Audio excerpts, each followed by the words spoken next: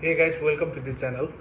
आज हामीले अनलाइनबाटै यो हाम्रो UV5R भन्ने किनेका छौँ। आज हामी यसको अनबक्सिङ गर्न गइरहेका छौँ। So guys welcome to the channel. होइन, यो चाहिँ मेरो च्यानल मैले के अरे यो उसको वकी टकी सम्बन्धी ज्ञान दिनलाई मैले बनाएको च्यानल हो। मैले आज UV5R भन्ने किनेको छु। यो अनलाइन माध्यमबाट किनेको। अब यसको अनबक्सिङ गर्न गइरहेको छु म।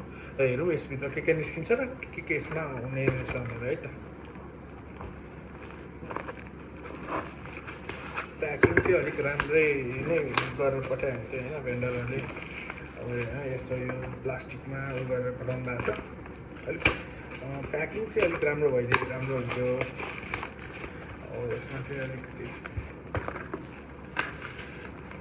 भेन्डरलाई अब 10मा चाहिँ मैले दिन सक्ने भनेको 1 पोइन्ट जति नै हो, किनभने प्याकिङ चाहिँ अलिक मन परेन। कसरी च्यातिन सक्छ, यसो नर्मल टेपिङ ऱ्यापिङ गरिएको छ। अलिक व्यवस्थित नेपाल क्यान मुभबाट आएको। नेपाल क्यान मुभमा त त्यो दरा जस्तै त्यो उनीहरूको हुन्छ नि आफ्नो पर्सनल प्याकेटहरू त्यस्तो गरेर चाहिँ राम्रो हुन्थ्यो जस्तो लाग्यो मलाई।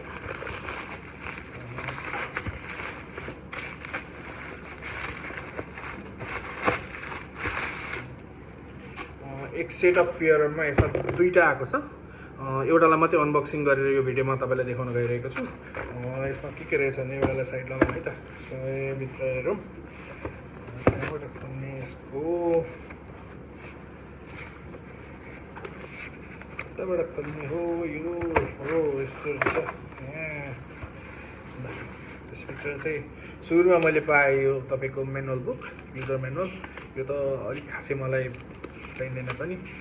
नयाँ हुनेहरूलाई यसले तपाईँहरूलाई मद्दत गर्न सक्छ र के हुनेछ कसरी यसलाई उ गर्ने भनेर। 5R चाहिँ यस्तो हुने रहेछ। 5R तपाईँ देख्न सक्नुहुन्छ, यो 5R हो।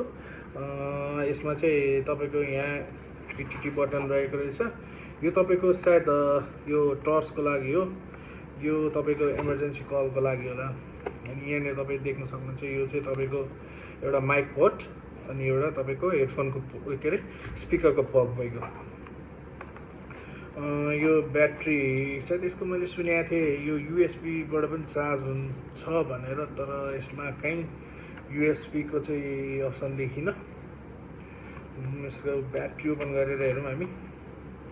यसको ब्याट्री चाहिँ तपाईँको 2800 mAh को रहेछ। यसको चार्ज लिमिट 8.4 अनि यसको फ्रिक्वेन्सी VHF मा रहेको छ 136 देखि 174 अनि UHF मा रहेको छ 400 to 520। यसको भोल्टेज चाहिँ रहेछ 7.4। पावर 8 वाट लेखेको छ, तर नर्मली वकी टकिजहरुमा 8 वाट चाहिँ हुँदैन है। यो लेखिया मात्रै, यो ब्रान्ड प्रमोसनको लागि मात्रै हो, यो चाहिँ हुँदैन। यो 8 वाट चाहिँ अलिक हुँदैन यसमा। यसलाई अलिक साइड राखौँ। यसभित्र अरू के रहेछ भने यो स्ट्यान्ड भएको, यो यसको स्ट्यान्ड चार्जर भएको, यो बेल्ट क्लिप भएको, यसको बेल्टको लागि क्लिप हो। यो डोरी सोध्दैन हुनलाई। अनि मेन रहेछ यो एन्टिना। यो एन्टिना तपाईँको रोबोटिक्स एन्टिना हो। यो खासै त हुँदैन रे पनि, जस्ट सेटको लागि चाहिँ राम्रै हुन्छ। यसलाई पछि म अलिक उ गर्नेछु, यसलाई के अरे योभन्दा ठुलो अर्कै खाले म एन्टिना लगाएर तपाईँहरूलाई देखाउने छु। यसमा अर्को पनि छ मसँग, यो चाहिँ अनबक्स गरिदिन, यो तपाईँहरूलाई देखाएन यसको बारेमा। ल यो च्यानलमा ट्युन गर्दै गर्नु होला। मसँग अब मेरो केनवर्डको Q18-8900R आउँदैछ हो, त्यसको अनबक्सिङ गरेर म तपाईँलाई देखाउने छु। Till then bye bye, good night.